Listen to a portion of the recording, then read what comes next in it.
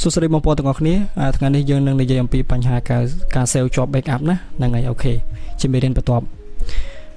អញ្ចឹងមុននឹងចូលដល់យើងនឹងទៅសិក្សាអំពីពាក្យបន្ថែមនៅក្នុងកម្មវិធី Retro គឺតាក់ទងជាមួយនឹង comment bar និង comment អូខេតើវាមាន option អីគេខ្លះអូខេអញ្ចឹងយើងចូលទៅសញ្ញាសោបាទអូខេមកដល់ទីនេះបងប្អូននឹងឃើញពាក្យcolor palette comment បាទអញ្ចឹងនឹង comment bar អូខេអញ្ចឹង comment គឺជា property ខាងលើដែលមកដូចខ្ញុំបង្ហាញហ្នឹងបាទហ្នឹងហើយអាហ្នឹង comment គេឲ្យឈ្មោះថា comment ណាហើយដល់ពេលមកដល់ខាងលើ comment bar ហ្នឹងគឺជា toolbar ណា toolbar មាន pick tool មានegg roll មានសំទោសមាន rectangle ជាដើមបាទហ្នឹងហើយចាំបងប្អូនអាចតេស្តមើលតាមនឹងបានមាន default ច្រើនទៀតបាទមាន option ច្រើនផ្សេងៗថែមទៀតអញ្ចឹងណាបងប្អូនអូខេបងប្អូនចូលមកដល់ខាងលើ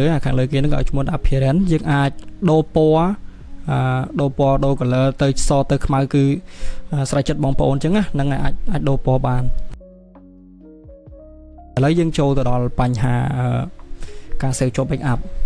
បងប្អូនយកពាក្យថា tool មកហើយបងប្អូនយកពាក្យថា option អូខេវាមិន shortcut key វាគឺ control so J ឥឡូវគេហ្នឹង retro ហ្នឹងបាទចុចមក